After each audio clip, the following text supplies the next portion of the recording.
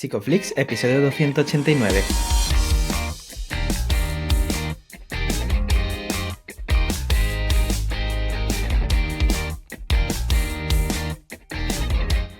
Bienvenidos a Psicoflix, un podcast para psicólogos y psicólogas, un podcast donde entre todos buscamos ser cada vez mejores profesionales de la psicología.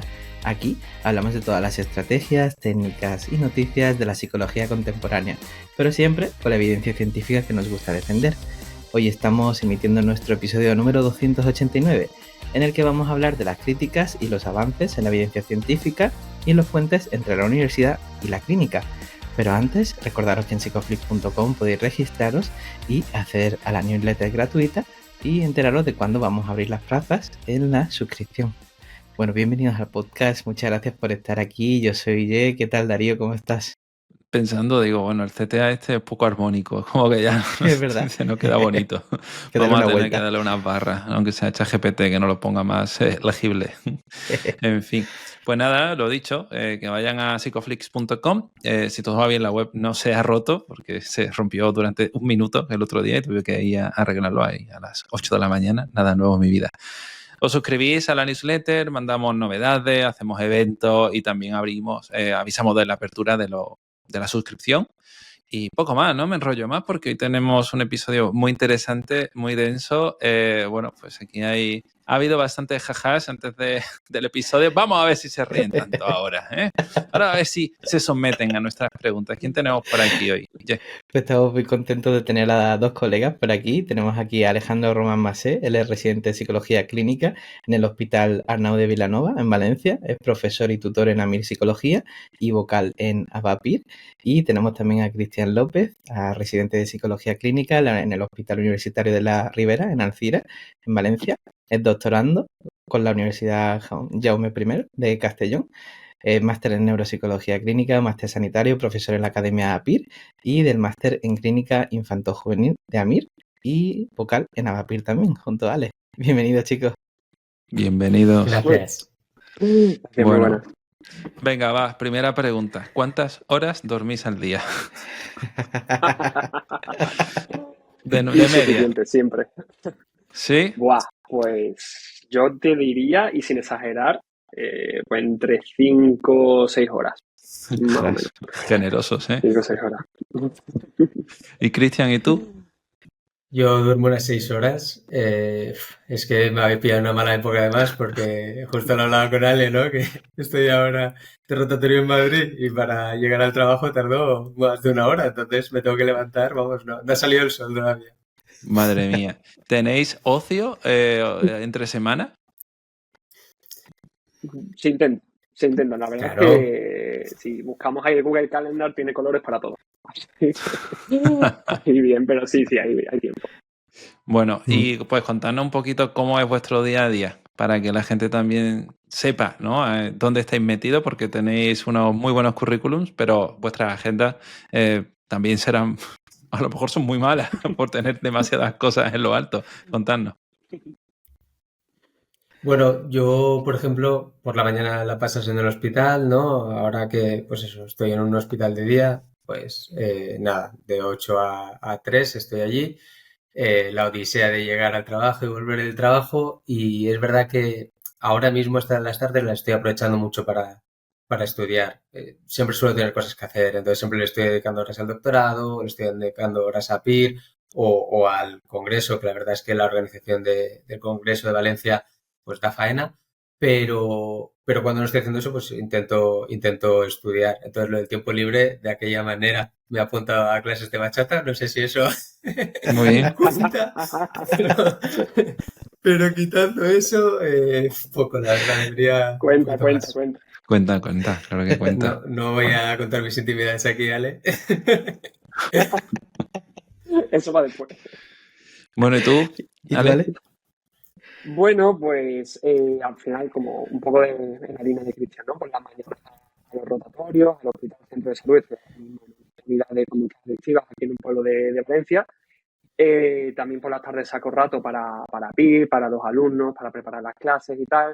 También estoy ahora, depende de la época de mi vida, ¿eh? Hay época en la que no puedo leer nada de psicología, ahora me pilláis en un punto de todo lo que me puede estudiar más y mejor. Y sí, la verdad es que para mí es muy importante lo social, intento sacar huecos para los míos, para mi pareja, para mis amigos, para mi familia, aunque sea por teléfono.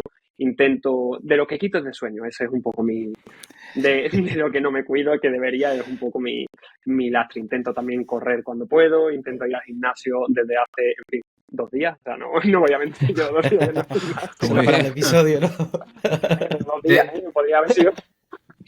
Desde que te conozco, Ale, lo estás intentando. Yo me he rendido. Nunca he dejado de intentarlo, claro. y ahora, bueno, también llevo un mes y pico en clases particulares de italiano. A mí los idiomas me gustan mucho y ahora estoy a tope con el italiano porque el año que viene me voy de rotatorio externo a Roma, con el Di Maio y el Seminario. Qué guapo. Así que para entenderlo un poco tendré que saber qué idioma hablas. Un detalle, sí. Estaría feo que te fueras ahí sin saber nada, ¿no? Y además que está muy guay, ¿no? Porque desde el momento en el que os conocemos a vosotros, pues siempre la curiosidad es algo que os ha movido en hacer muchas cosas a la vez. Y también las lecturas, ¿no? Yo creo que una cosa que os destaca mucho es el hecho de leer sobre psicología. Y a mí me interesa mucho la parte más biográfica, ¿no? Vuestra, que os lleva, por ejemplo, pues a centrarnos en este tema, ¿no? En la evidencia, ¿no? ¿Qué hay ahí que os llama tanto la atención para que le dediquéis tanto tiempo a esto? Bueno, no sé si querías contestar tú, Ale, pero yo estaba pensando, ¿no? Yo soy una persona que me considero bastante crítica, me gusta mucho, no me conformo, ¿no? Con lo que nos cuentan o lo que va estudiando, entonces siempre me gusta saber, pero un poquito más, ¿no? Y bueno, cuando vine la última vez al podcast, pues venía un poco de esto, ¿no? De, joder, esto de las psicoterapias, cómo funciona esto, porque parece que funciona todo, pero en realidad no funciona todo, tenemos que llegar como a un punto como, ¿no? Más en común. Y es verdad que pues estudiando, pues he ido como encontrando este área, este campo que me ha apasionado porque es como lo que siempre he pensado, pues de repente está ahí, ¿no? El qué es lo que tengo que hacer para hacerlo un poquito mejor, ¿no? Yo cuando veo pacientes que son muy jodidos, me quedo siempre pensando como, pero es que seguro que tiene que haber alguna forma de ayudar, entonces igual no soy capaz, igual no tal, pero alguien podría ayudarlo. Entonces, ¿cómo se puede hacer esto y por qué, no? ¿Cómo podemos llegar hasta esto? No sé, llegar a un entendimiento más profundo. No sé. Eso es un poco mi motivación. ¿Y tú, Ale?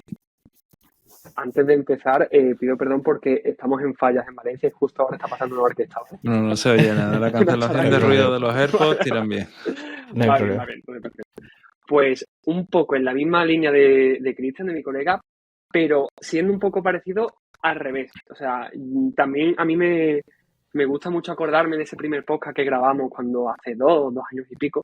Para mí eso fue un poco el nacimiento de una faceta mía por descubrir. Yo soy una persona, y lo reconozco además como un defecto personal, muy poco leída, siempre he sido más de hacer que de leer. He sido una persona que yo siempre he ido un poco a salto de mata con los estudios, en plan, como, venga, voy haciendo, voy aprobando, voy tal, no sé qué, nunca ha sido una cosa que me apasione. Llegué a la residencia, al hospital, y un poco las primeras sesiones clínicas y empecé a grabar con vosotros y a partir de ahí se me despertó como una curiosidad, como un estómago infinito de saber y de curiosidad, de un poco de la mano de lo que dice Cristian, ¿no? De esa idea de tiene que haber una forma mejor de hacer las cosas, porque al final,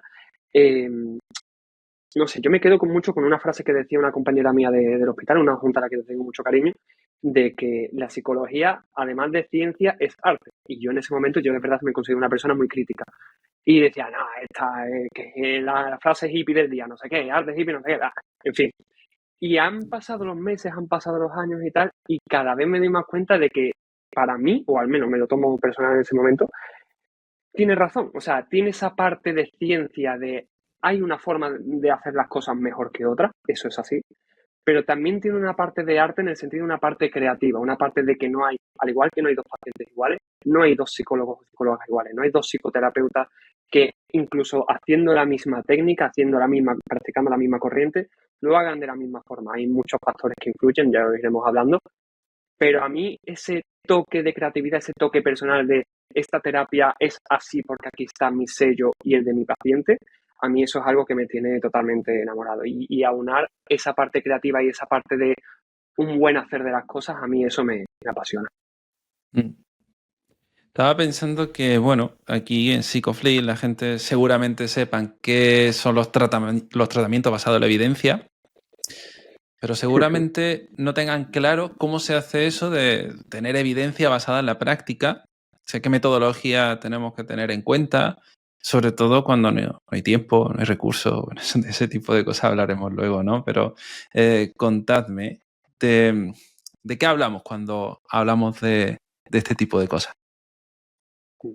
¿Quieres que le dé yo, Cristian, de momento a esto? Quieras, Lo lo que que tú veas, quieras. si quieres, ¿eh? Bueno, pues le tiro yo.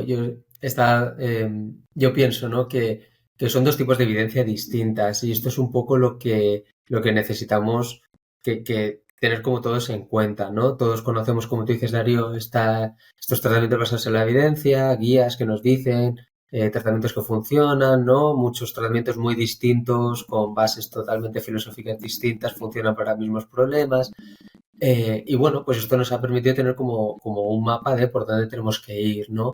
Pero yo creo que también todos somos conscientes de que pues, los protocolos tal cual se estudian, ¿no? Tal cual pues, en cualquier investigación, cualquier proyecto de investigación se llevan a cabo, no son exactos, ¿no? Yo lo veo con mi tesis, por ejemplo, pues que cuando hacemos una terapia grupal y por mucho que se diga que hay que hacer esto o aquello, pues ya te puedes querer adherir que el profesional de al lado no lo va a hacer igual que lo estás haciendo tú, o tú mismo no vas a hacer esa misma sesión un día que al día siguiente o la semana siguiente, ¿no?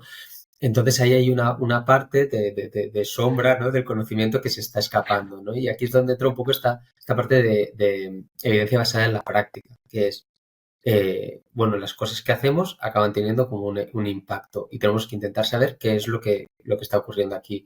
Tirar un poco más de la experiencia del paciente, ¿no? Tirarte de otra ciencia aplicada que sigue siendo ciencia, ¿no? Pero que empieza a estudiar las cosas desde otro prisma, no a lo mejor desde un modelo más médico, ¿no? Eh, claro, pues igual que he dicho esto de que todos sabemos lo de que los protocolos no acaban de funcionar, ¿no? Tampoco, o sea, creo que a nadie se le ocurriría pensar, o no debería de ocurrirsenos pensar, ¿no? Que, por ejemplo, que son los problemas que tenemos en la pública para pues, dar citas, ¿no? Con la continuidad como a lo mejor nos gustaría. Como dice exactamente el protocolo que hay que darla, como esto no tiene ningún impacto, ninguna evidencia, ¿no? De hecho, joder, nosotros trabajamos con pacientes muy graves, con situaciones muy complejas, ¿no? Y conseguimos generar muchos cambios que son muy gratificantes, ¿no?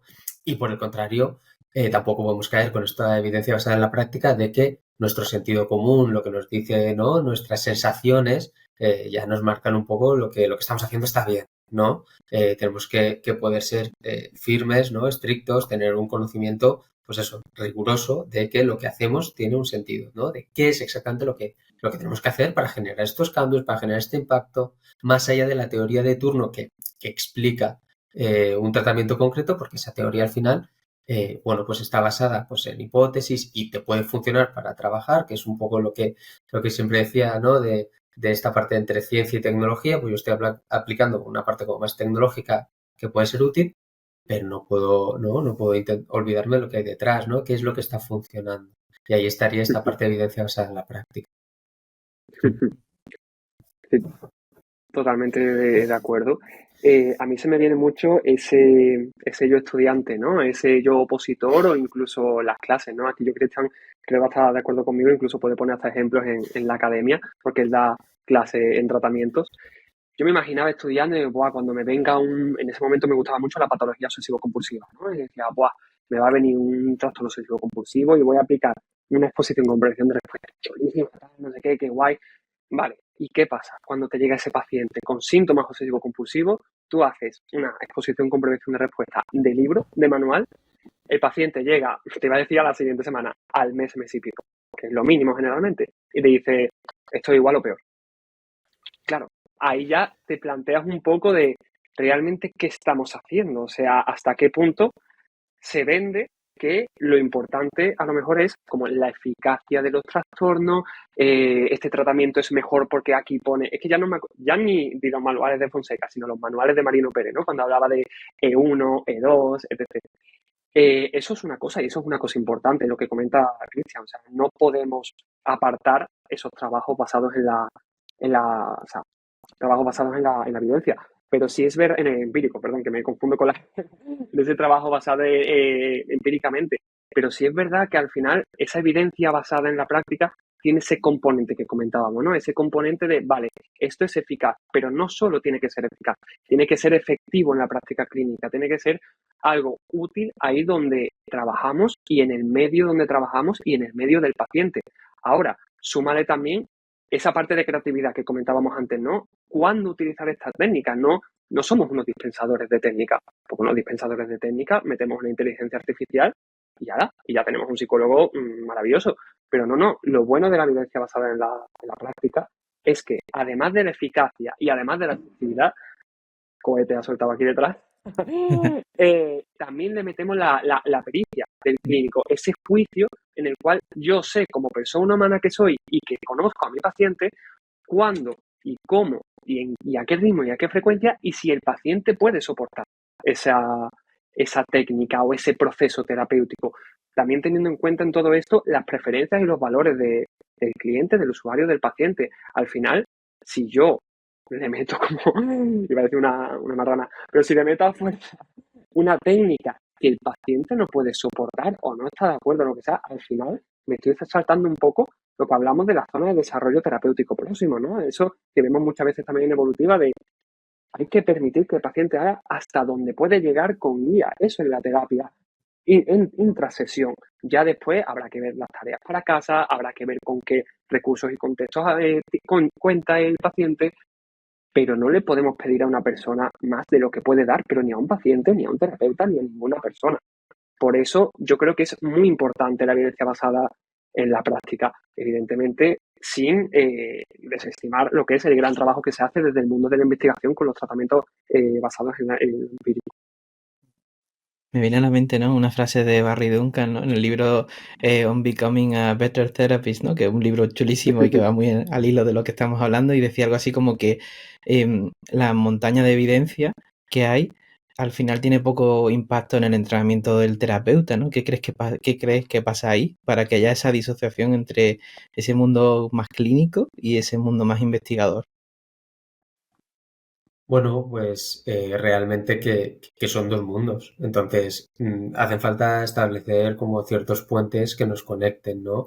Venimos de una tradición no, la psicología al final se ha tenido como que coger como ciencia bastante joven a otros modelos, ¿no? Para aprender a hacer su propia ciencia y eso pues al final nos pasa factura porque tenemos que encontrarnos a nosotros mismos y al final nosotros trabajamos con la subjetividad y trabajamos con la espontaneidad y eso es muy difícil de pasarlo por el filtro de la ciencia, ¿no? Entonces se quedan muchos elementos fuera, muchos elementos que no estamos teniendo en cuenta a la hora de trabajar. Ale, Además, ¿y estás? Sí.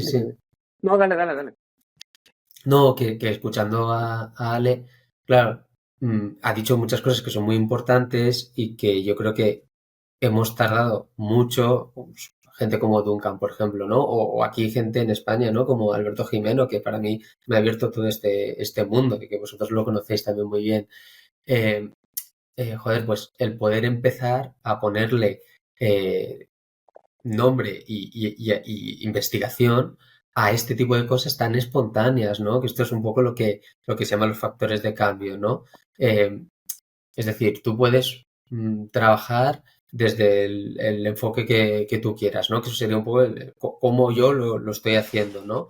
Pero también el saber qué es exactamente lo que tengo que hacer, ¿no? ¿Qué es lo que se ha visto que funciona? Si mi terapia tiene estos ingredientes, pues va a ser más probable que consiga conectar y que consiga llegar a generar estos cambios, ¿no? Ale comentaba cosas como, por ejemplo, la propia relación terapéutica, que se ha visto que es fundamental. Yo creo que todo esto, más o menos, la idea la tenemos en la cabeza, ¿no? No podemos como imponerle a nuestro paciente nada que él no se crea, pero cuando estamos hablando de la relación terapéutica estamos hablando de tener como esta relación cálida, humana, ¿no? De confianza y de interés mutuo, que confíe en lo que le estamos diciendo, y que si le proponemos algo, ¿no? Le proponemos una tarea, que realmente lo haga porque cree que eso le puede venir bien o que se quiera, bueno, que quiera probar, ¿no? Que pueda sentirse seguro en el espacio de la terapia, ¿no? Que se pueda permitir abrirse y contar cosas que al final muchas veces pues son dolorosas y que a lo mejor incluso no han contado nunca, ¿no? O sea, Y estas cosas se han puesto sobre la mesa y se han podido ver, hostia, que esto realmente es lo que tenemos que tener en cuenta, ¿no? O, por ejemplo, también estaba pensando en esto de la empatía, ¿no? Que parece, bueno, a ver, al final los psicólogos, pues somos personas que tenemos que tener habilidades sociales, ¿no? Tenemos que tener esta capacidad de validar, de comprender lo que está pasando. Pero también tener empatía, pues puede significar que hay ciertos momentos en los que a lo mejor no tengo que ser tan empático, porque el paciente, bueno, pues porque no está acostumbrado a recibir esa empatía y le puede abrumar también, ¿no? Como ser demasiado afectivo. Y esto lo vi ayer, con un paciente que decía, es que no estoy, me siento abrumado porque no estoy pudiendo soportar los vínculos que estoy teniendo, ¿no? Con el resto de compañeros, por esto es un formato en el que estoy ahora, ¿no? Grupal con otros compañeros. El establecer vínculos afectivos, no lo estoy pudiendo soportar, pues es que a lo mejor no hace falta ser todo el rato empático, todo el rato validar. Es que a lo mejor hay un momento determinado en el que tengo que saber actuar, ¿no? Esto se llama responsiveness, ¿no? Tiene una muy mala traducción en español, ¿no? Pero que es esta como capacidad de respuesta, ¿no? Este poder ir modelando, ¿no? Ajustándome a lo que va necesitando la persona que tengo delante. Y ahí está este puntito de creatividad, ¿no? Y bueno, lo siento, me estoy enrollando mucho, pero me venían muchas cosas a la cabeza.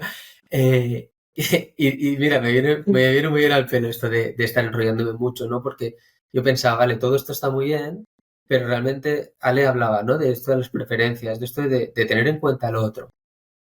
Pues es que no solemos preguntar tampoco al paciente, ¿sabes? Como que llegamos, aplicamos nuestra historia y muchas veces no tenemos este feedback. Yo recuerdo cuando empecé a preguntar, ¿no? Esto que Alberto Jimeno habla tanto de la monitorización, ¿no? De poder preguntar, de poder abrir como un espacio para compartir, ¿no? Y decir, oye, ¿cómo te has sentido con el trabajo? ¿Esto crees que tiene sentido para ti? ¿Esto es útil? ¿Tú crees que hay otras cosas que se están escapando, ¿no? Y que algo tan sencillo nadie lo hace hasta que no para y se empieza a plantear esto, o la gente que realmente yo he visto como con más pericia lo hace casi que sin darse cuenta, ¿no? De una forma como poco estructurada.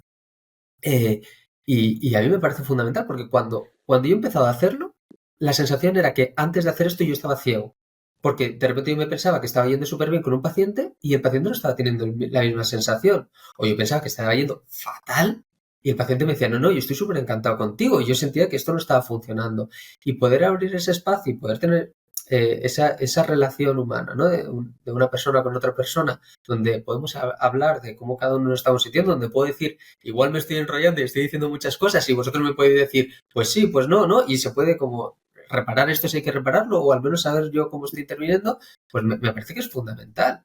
Entonces, nunca hasta hace bien poco le habíamos puesto el foco a esto, hasta que gente como Duncan, como OnePod, ¿no? Como Norcross empezaron a hablar de esto. Es que, y es clave. Cristian, tú te puedes enrollar lo que quieras que escucharte es. Pues fíjate, te estaba escuchando, Cristian, y se me ha venido que parece que yo vivo con este hombre, con Cristian, que no es el caso. Más o Pero el menos. año pasado fuimos a un congreso, ¿no? Al Congreso Internacional de APIR en Cádiz, y tuvimos la suerte de que viniera Norcross, Campbell y también Alberto Jimeno. Y me ha venido a mí ahora, escuchándote, ese concepto de que hace mucho hincapié en sus artículos y demás, ese concepto del terapeuta-centrismo, ¿no?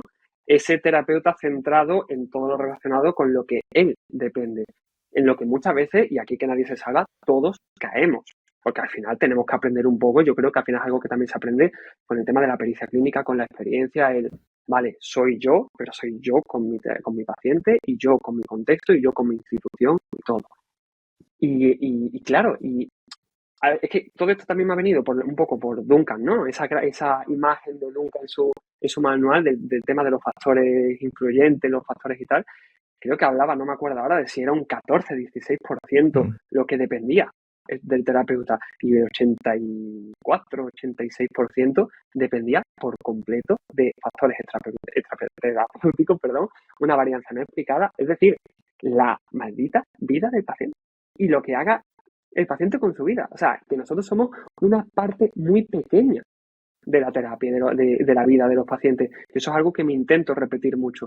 El otro día en el hospital estábamos teniendo una docencia, y el adjunto y docente, que también es muy amigo mío, que aprovecho para mandarle un abrazo, y es una cosa que a mí se me quedó, ¡buah!, con el tema un poco de ese énfasis, incluso fanatismo en corrientes terapéuticas, un poco aquí de la mano, ¿no? Con el podcast de Christian, que siempre me viene mucho a la mente con este tema.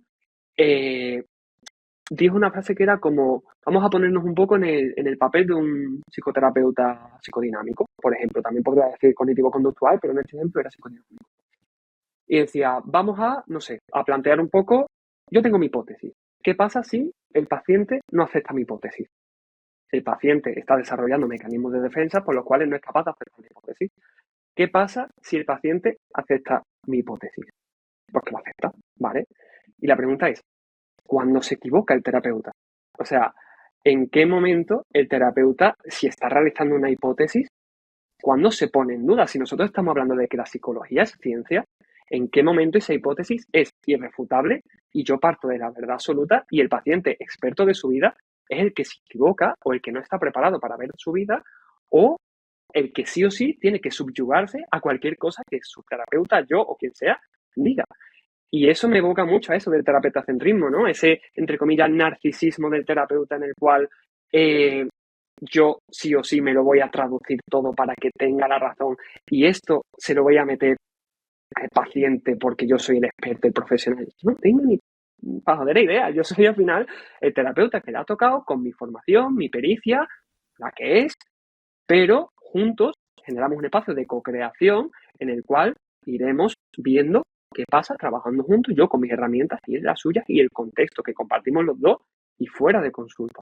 Así que comparto cada palabra de lo que ha dicho mi compañero en este sentido. Los factores de cambio que pueden ser percibidos de forma diferente, ¿no? Tanto por terapeuta como por paciente, también pueden ser percibidos entre terapeutas de diferentes escuelas. Cada corriente tiene sus hipótesis porque cambia la gente, ¿no? Y incluso a veces son dogmáticas, lo cual para mí es súper peligroso, ¿no? El problema es que también meternos en un eclecticismo, sobre todo cuando las corrientes comparten puntos de vista contrarios, ¿no? Y al final estamos incluso confundiéndonos a la persona a la que estamos atendiendo, pues puede ser un problema. Pero claro, ¿qué hacemos? Porque si no, no tenemos un foco común, no trabajamos unidos en nuestra ciencia. ¿Qué se os ocurre, Cristian? Pues bueno, yo creo que siempre, que es lo que a mí siempre me ha interesado, ¿no? Está esta parte del integracionismo, ¿no? De intentar integrar. Se han intentado hacer muchas cosas, se han intentado, pues yo qué sé, ¿no? Desde un modelo concreto utilizar técnicas de otros o juntar varios modelos, ¿no? En la FAP, por ejemplo, es este intento de juntar la parte más conductual con el psicoanálisis, intentar explicar cosas, ¿no? Que tenían bases filosóficas distintas. Ahora, por ejemplo, es muy reciente, pero yo lo venía leyendo estos meses atrás, ¿no? Hay como un movimiento que se llama de unificación de la psicoterapia, ¿no? Que bueno, lo está llevando, por ejemplo, adelante Willy Kramer, que es un autor que yo creo que va a empezar a sonar mucho porque está como moviéndose mucho y por eso lo hemos querido traer a Valencia al Congreso, ¿no? Que lo que ellos proponen es como un quinto paso, un quinto movimiento de intentar ese integracionismo. Y al final es poder hablar desde un lenguaje común, desde un metamarco, ¿no? Salirnos de todos estos enfoques, entender que la complejidad humana es tal que hemos necesitado como muchos prismas diferentes para entender y empezar a aglutinar todo esto en ese lenguaje común para todos los profesionales, ¿no? Está muy reciente, como digo, porque yo lo que estaba leyendo, pues como que todavía no hay esos puntos de encuentro, ¿no? Y no está muy claro todavía esa sistematización de la evidencia, cómo hacerlo, ¿no? Pero bueno, estaba esta parte de factores de cambio intentando integrarse por ahí, estaba, por ejemplo, esta parte más de la función y el contexto, ¿no? Como parte indispensable y como ellos hablan del reprocesamiento de la memoria, ¿no? Pero que cuando la describen hablan mucho del aprendizaje y de todas estas leyes y patrones que tiene nuestra ciencia, la psicología de fondo, ¿no? Entonces yo creo que este es el camino. Y mientras llegamos a él, yo lo que sí que creo que es muy importante es para poder, bueno, uno va estudiando, va aprendiendo muchas cosas, ¿no? Pero yo sí que creo que tenemos que darle como más valor a lo que es la formulación de caso. Yo creo que todos podemos hablar también en estos conceptos, ¿no? Que es que creo que son conceptos como que todo el mundo utiliza, pero que si nos paramos a pensar y analizamos decimos, hostia, pues es que igual no estaba haciendo esta formulación de caso tan de una forma como tan estricta en el sentido de darle el valor que tiene, ¿no? La formulación de caso intenta como aglutinar todo esto, ¿no? E intenta como poder dar pie a estos factores de cambio desde una estructura, desde un armazón, desde el que poder trabajar, poder darle cierto dinamismo al planteamiento del problema, ¿no? Que lo que decía también Ale antes, ¿no? De, bueno, es que yo puedo tener esta hipótesis de que esto es lo que funciona y de repente, ay, no estoy consiguiendo conectar. Bueno, pues poder seguir dándole vueltas, ¿no? A qué es lo que puede estar pasando, tener en cuenta también la hipótesis que tiene el paciente sobre lo que le ocurre y darle un lugar a eso, ¿no? Entonces yo creo que estos son un poco los pasos que tenemos que ir dando, ¿no? Darle, como en ese proceso de evaluación y de tratamiento, meter ese paso intermedio, que es la formulación, como algo dinámico que va ocurriendo, que para eso precisamente la monitorización como que también nos va ayudando mucho, ¿no? Y por otro lado, como disciplina de psicoterapia, como esa parte de tecnología, ir hacia este proceso de unificación. Yo apostaría firmemente por él, creo que todavía está muy verde y que, bueno, ponerse a estudiar sobre esto es quedarse como a orillas, ¿no? De un océano todavía por descubrir, pero hay que ir hacia ahí. O sea, creo que hay que dejarse, pero ni siquiera, y fijaos, porque creo que esto puede ser un poco polémico, ¿no? Pues la tercera generación, ¿no? O el conductismo radical. O sea, yo creo mucho en el conductismo radical, pero desde esa base más de la ciencia que siempre va a estar ahí, como lo que está generando, ¿no? El porqué de lo que está ocurriendo en última instancia. Pero no cerrarnos a eso como yo no defendería eso, porque entonces estamos como perdiéndonos el prisma de ¿no? los puntos de vista de otras personas que están viendo otras maneras de funcionar, que les están siendo útiles y que también tienen un sentido y eso hay que recogerlo de algún modo. Y no solo traduciendo, sino integrando. Totalmente. De hecho, se me ha venido un montón de conversaciones de bar que hemos tenido Tal cual. Explicar una silla vacía desde el análisis funcional, por ejemplo, es a lo que hay que aspirar realmente. O sea, que no es tanto que elijamos aquí Betis o Sevilla, yo psicodinámico, yo conductista. No es tanto eso, es un poco que esa metáfora, ¿no? Que habla de la unificación de la psicoterapia, ¿no? Del zoom in y del zoom out, ¿no? De acercarnos o alejarnos de la montaña en función un poco a las necesidades del paciente y de la terapia para poder adaptarnos y conseguir cumplimentar los objetivos de al final del consultante, ¿no? Que al final es en quien se supone que debemos de pensar. Yo estoy muy en la línea de lo que tú comentas, Darío, de el integracionismo para mí tiene de primera, ¿no? De a lo mejor, a ver cómo lo digo, para que no suene tan mal, el integracionismo malentendido, ¿no? Ese eclecticismo, ese vamos a coger todo lo que me suene y me invento el marco de Alejandro, ¿vale? Eso, a mí ese integracionismo a mí me suena un poco a he leído cosas como el maestro Liendre, ¿no? De mucho entiende, pero de nada, mucho sabe, pero nada entiende, o algo así.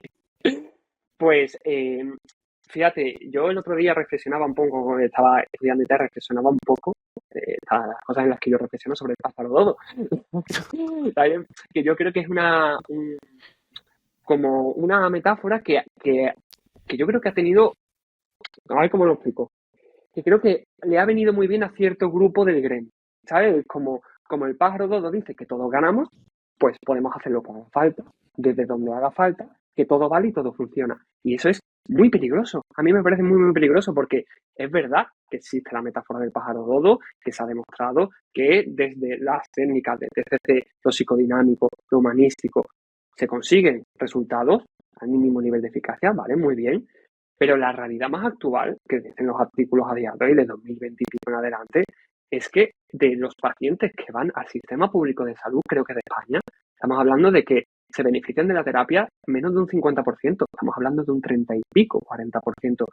De esos 30 y pico, las ideas autolíticas no se van. Muchas veces incluso se puede llegar a empeorar. Esto que hemos hablado muchas veces de la iatrogenia de la psicoterapia, que puede llegar a ser bastante... es que con la intención de que sea terapéutica, al final estamos haciendo incluso más daño. Eso pero muchas veces al final, como no lo saltamos. Pero que no se estudia. Esto es un problema, ¿no? Claro, como yo soy un saco de buenas intenciones, pues, y lo que hago es escuchar, validar, y como me he estudiado esto, pues, tírale, pero espérate, que a lo mejor no digo que tú te estés haciéndolo mal, que seas un mal clínico, pero ojo que como no tengas en cuenta esto y esto y esto, puedes hacer daño a tu paciente. Y eso es muy importante. tenerlo en cuenta. Por lo tanto, a mí me parece muy importante ese camino a la unificación de las psicoterapias. A lo mejor es verdad lo que comenta Cristian, ¿no? Que esta quinta vía está como todavía muy está en auge, pero a la vez como muy virgen, ¿no? Está empezando, digamos, poquito a poco. Pero creo que es una forma bastante, no sé cómo decirlo, yo me imagino otras especialidades, tampoco quiero hacer símiles porque la realidad es que la psicología no es otro tipo de ciencia como la medicina, no lo es. Y esas comparaciones fomentan y favorecen al modelo biomédico. Eso es así. Al final ese complejo de queremos ser como los médicos, no somos médicos, no lo vamos a hacer y no nos hace falta. Tenemos otras herramientas, trabajamos de otra forma, en fin. Pero creo que como ciencia, al final aplicada en los humanos y tal, pero como ciencia tenemos que tener un sofrito, una base, una forma relativamente similar de cómo hacer las cosas, qué tener en cuenta y a partir de ahí que cada uno tenga su caja de herramientas en base a la preferencia del terapeuta, en base a las necesidades del consultante, que es un poco lo que hablamos antes de la creatividad, de la psicoterapia, pero que cada uno elija sus herramientas, pero que coja herramientas.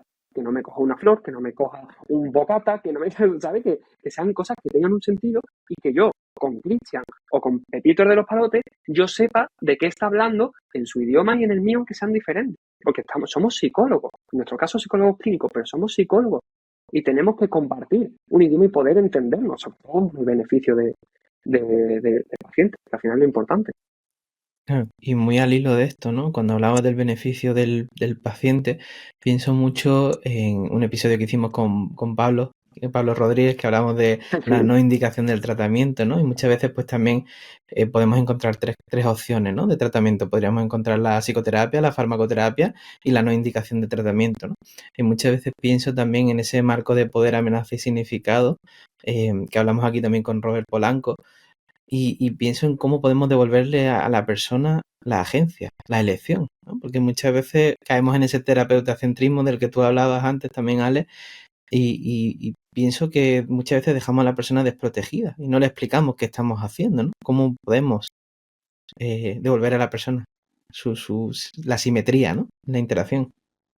Yo, mira, por alusiones, Jay, esta pregunta me viene al pelo justo por la mañana que he tenido. Yo he tenido una mañana, en fin, para mí pero ha venido, yo he estado observador, ¿eh? No era paciente mío, pero ha venido un paciente porque tuvo una historia de consumo de cocaína prolongada en el tiempo, ya está en abstinencia desde hace varios años, pero tiene un brote psicótico brutal que nadie trata y que nadie trata porque él rechaza. Me refiero, él rechaza ir al psiquiatra, él rechaza ir al psicólogo de su unidad de salud mental, solo viene al psicólogo de la UCA, aquí en Valencia se llama UCA, porque es el único que no le obliga a tomar medicación. Es el único que no le obliga a realizar un tratamiento que él no quiere. Yo, desde mi total genuidad y honestidad, yo le veo y digo, este hombre, no sé si para un ingreso, pero un inyectable necesita, mi pobre, porque, una tangencialidad, una asociación de ideas, unos trastornos formales del pensamiento brutales.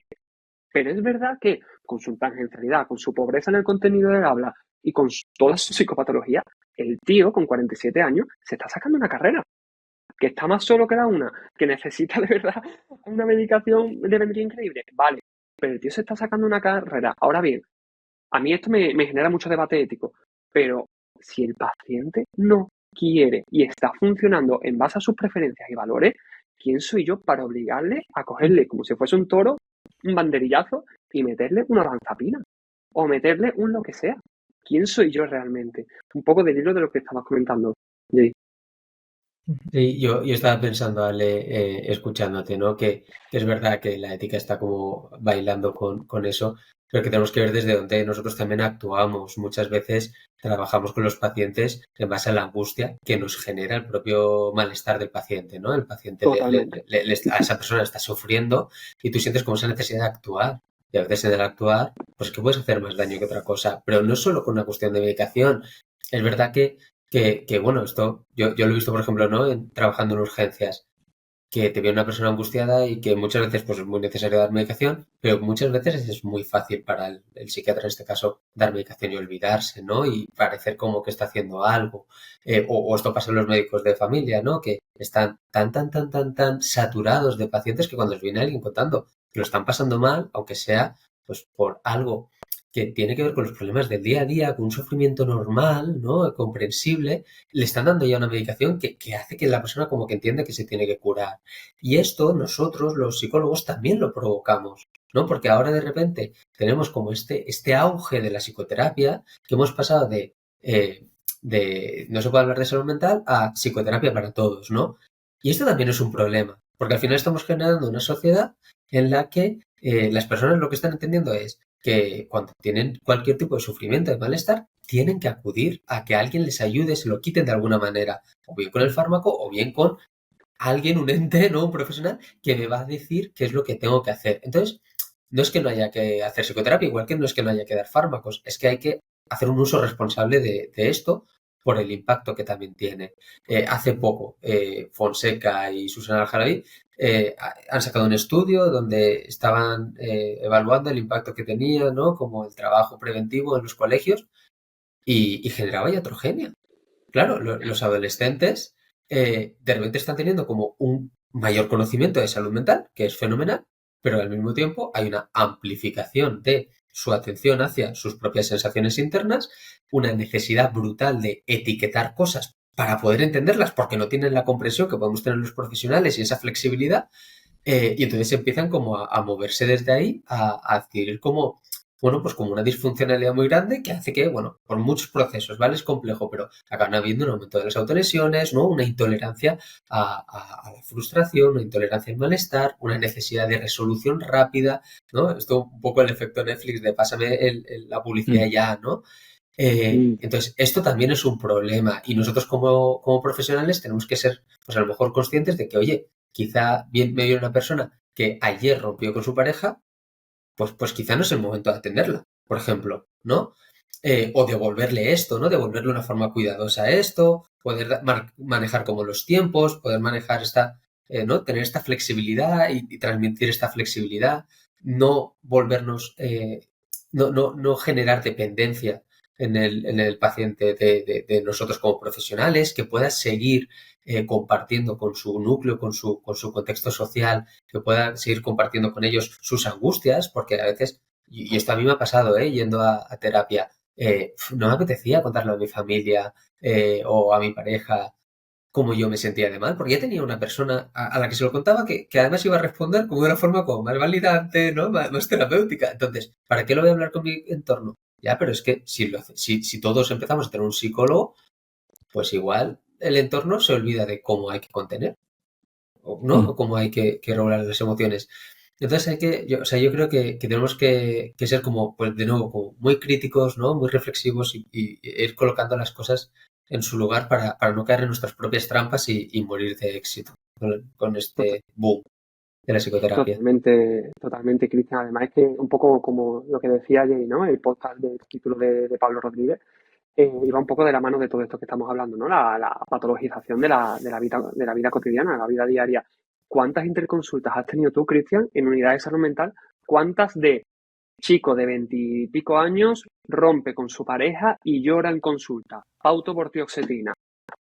Tal cual. Interconsulta salud mental.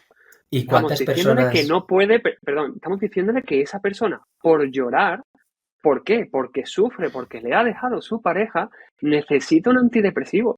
Es que este mensaje que está llegando a la sociedad y estamos reforzando desde el gremio sanitario es brutal. Le estamos diciendo que sentir algo que no sea felicidad, éxito y todo cosas bonitas, le estamos diciendo que es malo y que no puede ser, y que al igual que cuando a mí me duele la cabeza me tomo un paracetamol, cuando yo estoy triste, cuando tengo sueño, también hay pastillas para eso. O sea, en fin, me estoy cabreando. Pastilla sale o un tip, una habilidad, un recurso terapéutico que no podemos tampoco perder el foco porque nos convertimos en lo mismo. Nos convertimos en ese mismo modelo. Sí. Yo también pensaba, perdón, Darío, en el contexto de urgencias, que te vienen personas con un deseo de quitarse la vida y tú necesitas como un tiempo, un trabajo, ¿no? Como el poder ahí generar un espacio y comprender ese sufrimiento de lo que está pasando. Pero hay veces, por ejemplo, que la solución ideal no es ingresar. De hecho, yo diría que muchas veces lo mejor, y si lo puedes evitar, lo mejor es que esa persona se vaya a su casa.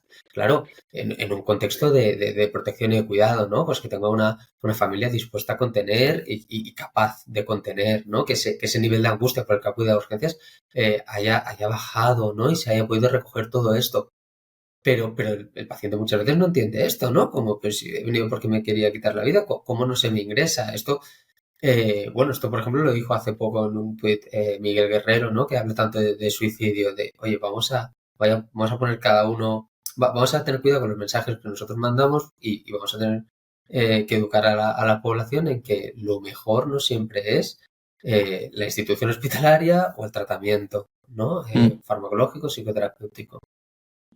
Habéis dicho cosas muy interesantes, ¿no? Y estaba pensando que en realidad es que tampoco hemos descubierto ni una técnica ni un psicofármaco que verdaderamente funcione como se espera, ¿no?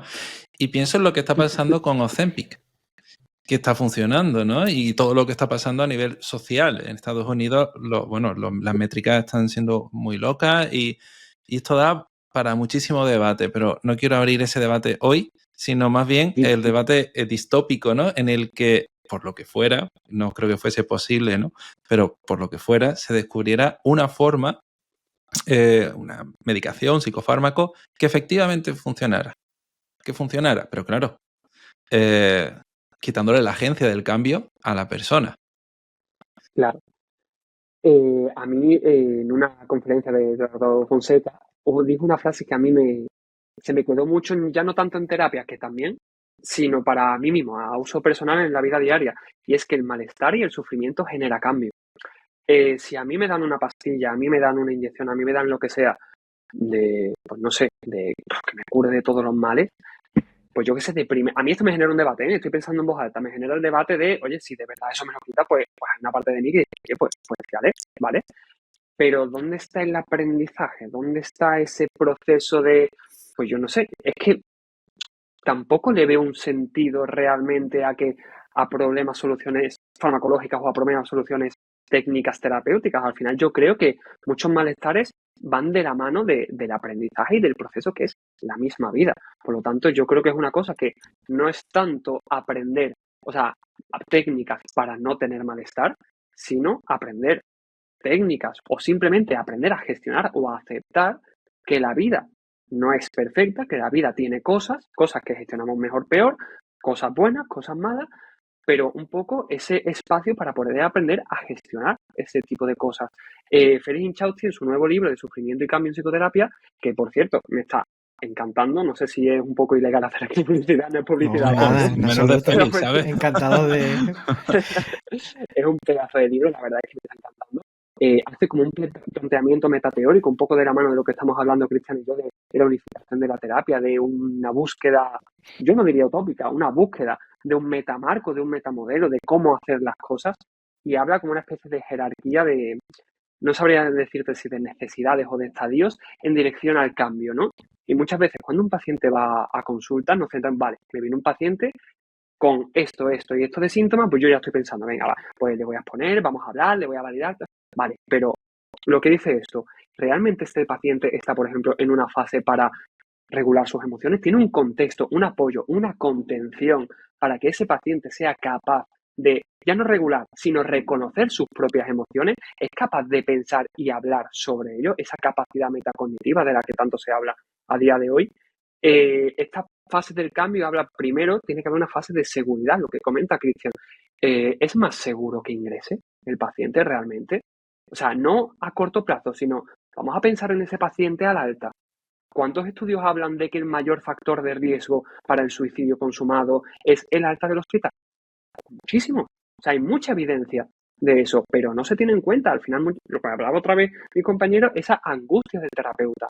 Si está la seguridad asegurada, pasamos a la contención. Vamos a contener emocionalmente o vamos a contener la situación. Vamos a ver con qué apoyos cuenta. Si de cara al alta tiene estos recursos, este trabajo, la trabajadora social, la enfermera, la medicación, todo esto es importante. Y cuando la seguridad y contención esté garantizada, a partir de ahí hablamos ya de regulación y reconocimiento emocional, y ya después, si eso, y sobre todo lo que hemos ido hablando hoy, si el paciente quiere, ya nos metemos en conflictos interpersonales y ya nos metemos en ese desarrollo de la narrativa, que es genial, que es súper gratificante, pero es que a lo mejor el paciente no busca eso.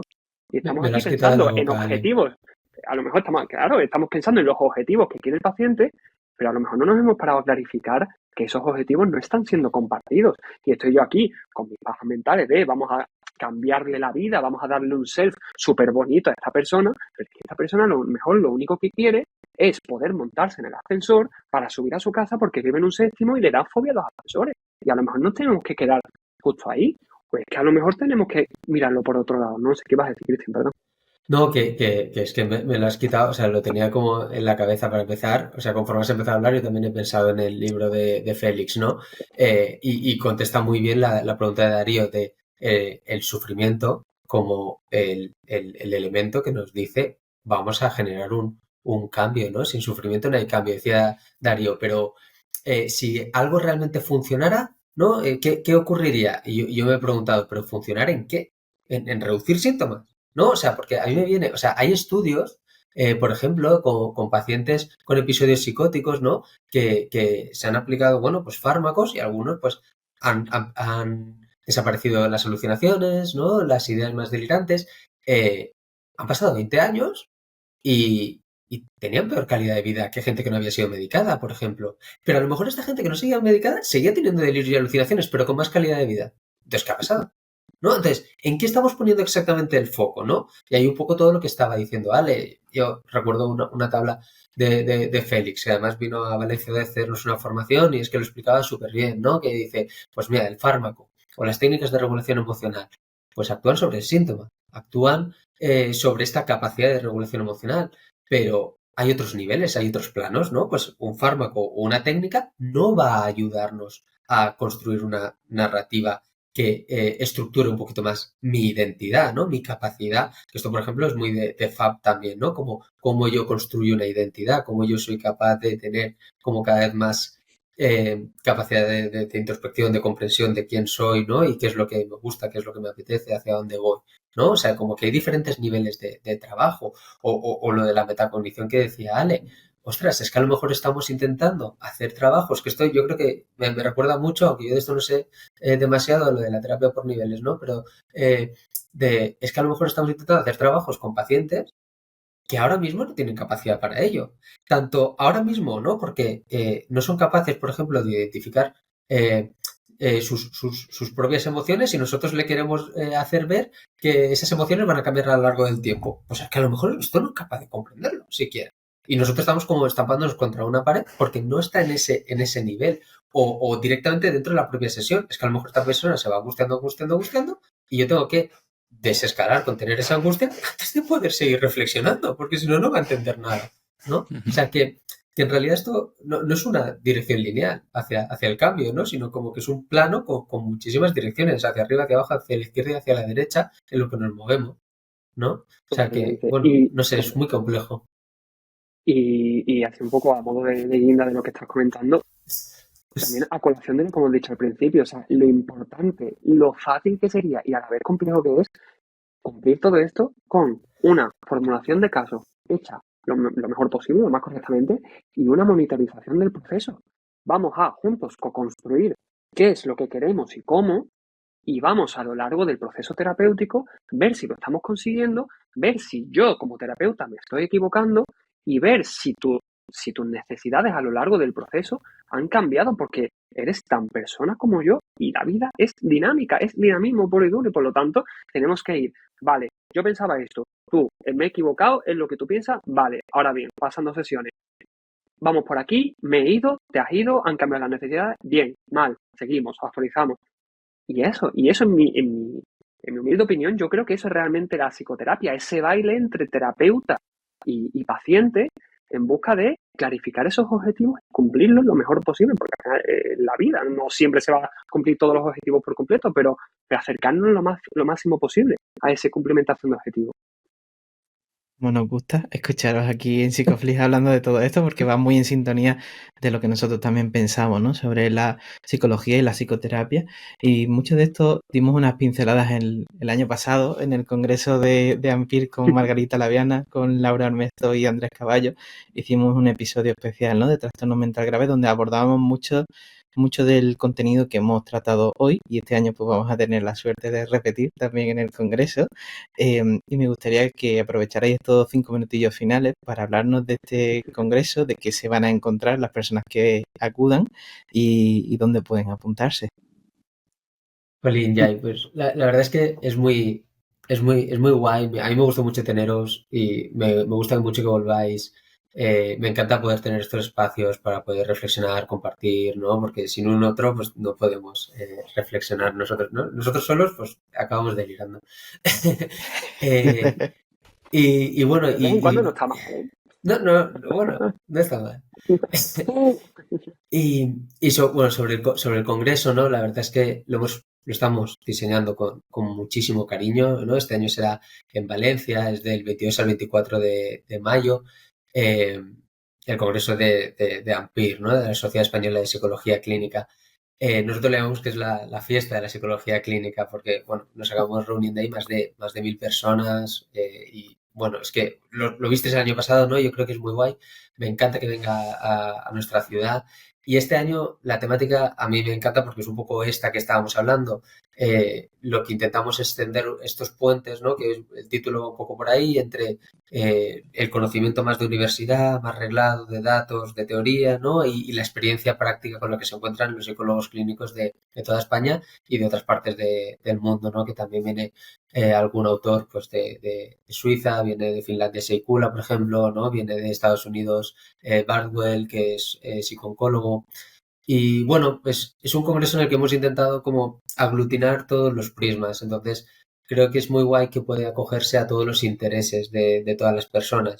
Porque hablamos de cuestiones como más específicas, ¿no? Como de esta psicología, de neuropsicología, de suicidio, de psicosis, ¿no? Pero pues también hablamos de integracionismo, van a venir Marino Pérez y Carmen Luciano a reflexionar sobre el impacto que han tenido las terapias de tercera generación y lo que podría ser una cuarta generación, ¿no? Y bueno, no sé, o sea, creo que realmente puede ser un congreso muy nutritivo. Yo estoy muy ilusionado, me encanta la acogida que está teniendo. Así que nada, bueno, yo creo que no lo he podido vender más.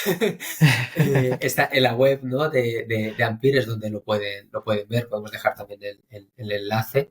Y bueno, jolín, pues ojalá venga mucha gente, ¿no? A Valencia. Yo creo que va a ser un evento muy guay. Y a colación de todo esto, ya sabéis que mi acento no lo puede esconder, que no soy muy valenciano, pero ya llevo 3 años aquí y de espíritu me considero ya una falla más. No explote. Y ponerme a tirar.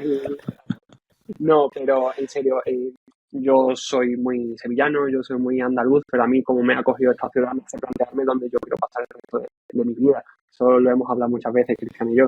Pero no Vamos a lo poner digas aquí ahora mucho meloso. que no te dejo irte, que no te dejo irte. Y a colación de todo esto, que se me pueda otorgar ¿cómo lo digo? La posibilidad de ayudar a generar este congreso con el equipo de la Junta Directiva, que es maravilloso, en una ciudad como es Valencia, a mí me parece un escaparate muy bonito y muy bueno para ver, aparte de todo lo que ofrece la ciudad, lo voy a hacer yo ahora aquí de embajador de turismo, pero sobre todo en relación con el congreso, también va a haber mesas en relación a los recursos únicos de la comunidad valenciana, ¿no? Como por ejemplo la mesa de adicciones, la mesa de sexología, recursos que existen únicamente, están muy desarrollados aquí en la comunidad valenciana. Así que de verdad que a todo aquel que escuche este capítulo os invito a venir, y ya no solo por todo lo que vais a aprender, sino por todo lo bien que se come y la fiesta que vamos a tener, que eso siempre también es importante. Muy bien, pues dejaremos un enlace debajo de las notas de este programa para que la gente se pueda apuntar. Nosotros el año pasado lo disfrutamos muchísimo, este también no va a ser menos. Y también siempre nos gusta dejar un enlace a vuestras redes sociales, donde os pueden encontrar, donde os pueden contactar si se han quedado con dudas sobre el tema que hemos hablado hoy. Bueno, a mí sobre todo en Twitter, ¿no? Yo creo que ahí es donde más comentamos, y también en Instagram. La verdad es que sí, son fallas. Ya estoy en fallas.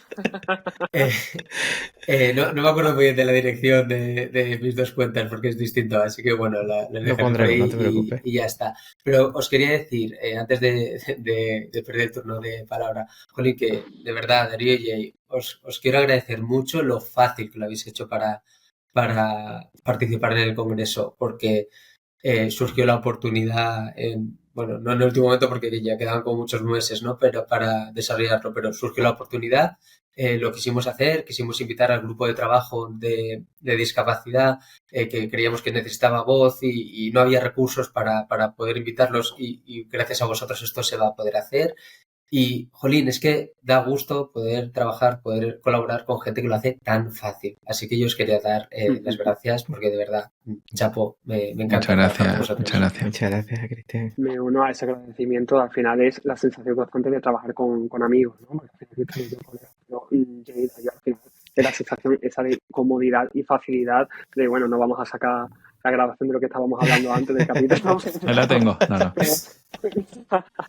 Pero esa sensación de, joder, que bien, que a gusto hablar de lo que más nos gusta, que es psicología, pero a la vez también hablar en un entorno tan distinguido, tan fácil, que la vida ya está bastante complicada y tan dura y los alquileres tan caros como para que esto no sea complicado. Así que, sabía que le ibas a decir. Gracias. Hombre, es que ese es el tema, ese ahora es mi tema. Yo tengo a veces temas y este es el mío ahora. Y nada, no lo he comentado, pero para contactar conmigo, ya a mí me da igual, ya sea Instagram o Twitter. En Instagram, la verdad es que ahora me sé con 2 S, ¿sí? Y en Twitter, Pirmase con 2 S también. A mí darme la turra, lo que quieras, si es verdad que tardo en responder la vida, así, ya responde. Pero encantado de responder lo que haga falta. Muchas gracias, chicos. Para nosotros es una suerte poder compartir estos espacios, seguir ensanchando todo lo que hace que nuestra disciplina sea bonita y poder compartirla con vosotros. Así que muchas gracias por estar aquí con nosotros hoy. Muchas gracias. Muchas gracias. Gracias. Chao. Muchas gracias a todas las personas que estáis escuchando este episodio. Si os ha gustado, recordad suscribiros porque la semana que viene estará por aquí Débora Landar desde Argentina para hablar también de un tema muy chulo. Y nada, que nosotros nos vemos el próximo jueves a las 8 de la tarde con un nuevo episodio aquí en psychoflix.com, en Spotify, en iTunes, en iVoox y en YouTube. Hasta luego. Hasta luego.